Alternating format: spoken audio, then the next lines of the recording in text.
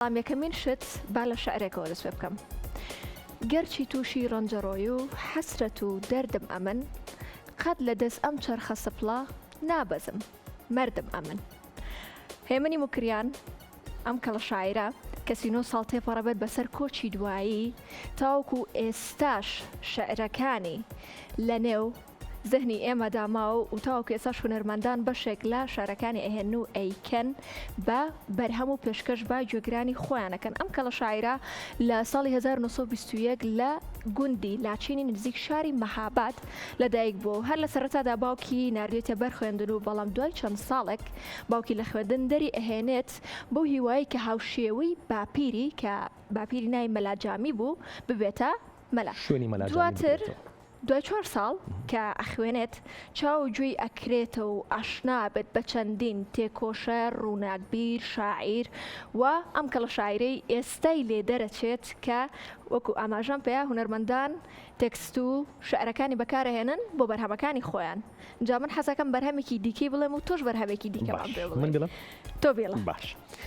پەیامی من بەگوێی ئەم دوولبەرە نازارە ڕناگا. نەسیم بێسیمە بینێ شل دەبێ بەم کارە ڕناگا. گوتی سەبرت هەبێ دووبارە دێمەوە دیتنت ئەمما لە کورتیدا تەمەن وا دیارە بەو دیدارە ڕناگا. وەکو پەروانە دەوری لێ دەدەن لاوانی خۆوڵاتی، گوڵی ئێرە بە ژوانی بولبولی ئاوارە ڕناگا. نەخۆش و دەردەدار و دڵبریندارم پەرستارێک بە حاڵی ئەم دڵە پڕژان و پڕ ئازارە ڕناگا. دەکەی ماچی دەم و لێوان ئەگەر هێز و گوڕێکت بێ، دەناجوانێک بە دەردی عاشقی بێچارە ڕناگا. هەتا کۆمتر دەبێ پشتم پتر هەڵدەکشێ منی ژۆب، ئیتر دەستم بە داوێنی کچی ئەم شارە ڕناگا. دەبێ بولبول لە من فێر بێ غەزل خوێنێ، بەڵام چی بکەم گرفتارم چریکەم بەو گوڵ و گوڵزارە ڕناگا. ئەمەکێکە لە شعرە جوان و تایبەتەکانی مامۆستا هێمنی موکرانی و کە مامۆستا عەدنان کەریمیش کردوێتی بە گۆرانی.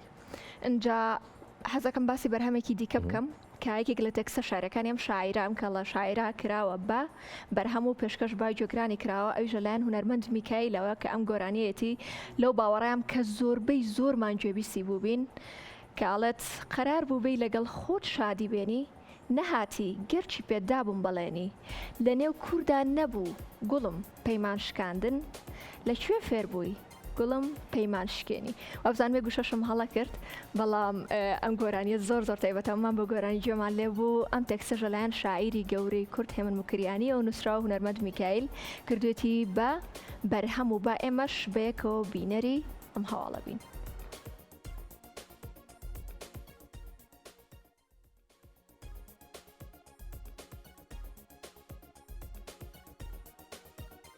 هێمن لە شەوی 4 لەسەر 5 مانگی مەی ساڵی 1920 لە گوندی لاچینی نزیک شاری مەهاباد لەدایک بووە.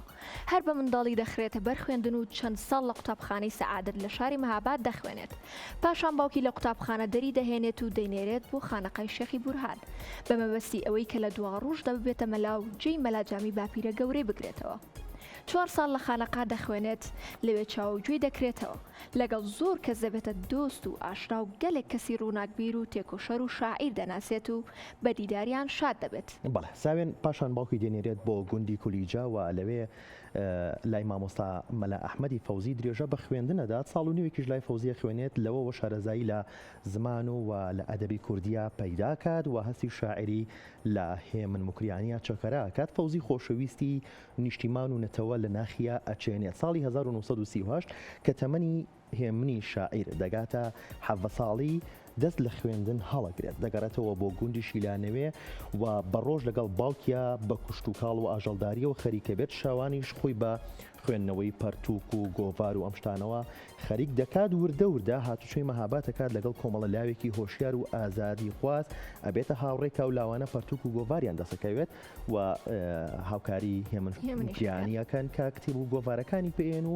ئەمیش ئەو کتێب و گۆڤارانە ئەخوێنێتەوە. بەڵام ساڵی 1940 لە پاڵ کشتتوکاڵ و ئاژەڵداریدا دەست بە هەڵبەزنووسی نەکات و دواتر باوکی پێزانێت کە پێی ئەزانێت تەواوی ئەو شتانی کە نووسیوێتی تەواوی نووسنی هەڵبەستەکانی پێی ناخۆشە بێت و هەموو هەڵبەست و هەموو نووسراوەکانی هێمن مکریانی ئەسووتێت. و دواتریش هێمنی شاعیر لە 16